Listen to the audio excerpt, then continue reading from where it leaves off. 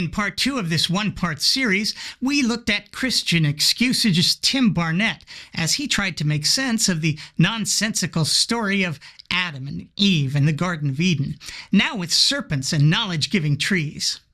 The question was, how can Eve be condemned for doing something wrong before she had eaten from the tree of the knowledge of good and evil? Let's pick up where we left off. Notice, however, on Alex's interpretation, we're supposed to believe that God gave Adam and Eve a moral command that they couldn't possibly understand. I don't think that's a charitable reading. God gave us the law, which apparently none of us could obey perfectly, cursed us with a sinful nature so we couldn't keep the law perfectly and avoid sin, and then threatens to punish us with eternal torture for being sinful. Alex suggesting God was moronic and or unkind isn't uncharitable. It's simply directing your attention to God's modus operandi.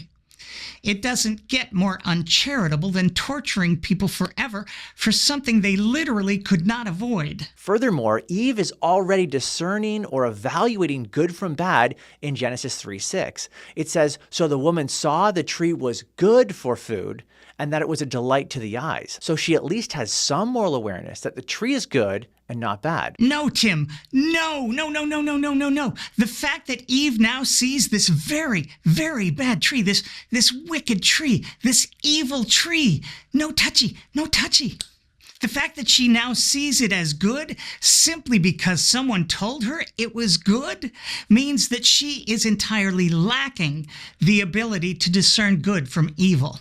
It's like telling a 3-year-old that playing in the street is good. Guess what that 3-year-old is going to do? Yeah, they're going to play in the street.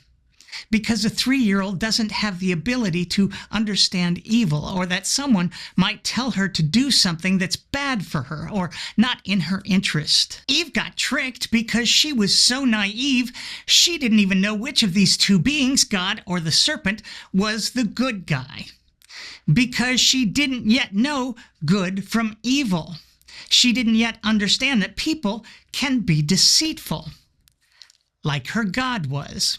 They didn't die that day, but they did become like God, knowing good and evil, just like the serpent said. God confirms that in Genesis 3:22. See, the humans have become like one of us, knowing good and evil. Of course, Christians will tell you that they did die that day. They died a spiritual death. But that's not what God said, nor would they have any ability to comprehend the idea of a spiritual death, because they couldn't even comprehend the idea of their physical death. Adam and Eve wouldn't understand death until their son Cain killed Abel, and Adam himself would live another 930 years. He didn't die that day. God said words to them that they couldn't possibly have understood. But Tim, that's not referring to moral goodness. Well, that leads to the second point. Second, eating from the tree of the knowledge of good and evil means more than an intellectual download about what's morally good and what's morally evil. In fact, the Hebrew words tov, good, and ra, bad, have a much broader meaning than simply moral goodness and moral evil. For example, a fig could be called tov, good, or ra, bad, but that doesn't mean it's morally evil. Elsewhere in the Hebrew Bible, the phrase knowing good and evil points to wisdom and moral maturity, not just a basic recognition of right and wrong. Yeah, moral maturity and wisdom aren't generally properties possessed by people who literally just fell off the turnip truck, or who have no knowledge of good and evil. For example, Solomon asked God for wisdom in 1 Kings 3.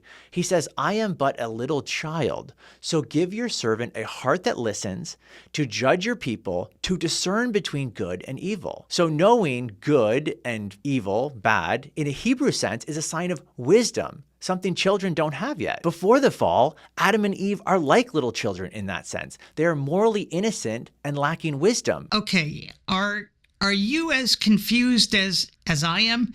Is he arguing against the point Alex made or in favor of it? If they're innocent and lacking moral wisdom like little children, then God should probably have treated them like little children lacking moral wisdom, right? My 4-year-old grandson would totally have eaten from the tree if a talking serpent told him he'd get a Buzz Lightyear action figure out of it.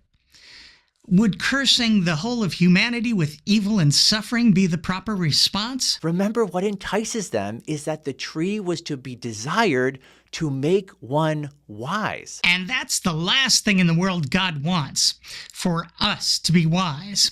That's why God gave us religion. So we could be like Tim, who thinks punishing little children lacking moral wisdom with unspeakable brutality and endless suffering is the path to enlightenment. If you really do want to be wise, against God's will no less, then you'll make sure to make it back here for part 6.2 of this partially infinite series. Until then, I'm me. Thanks for watching.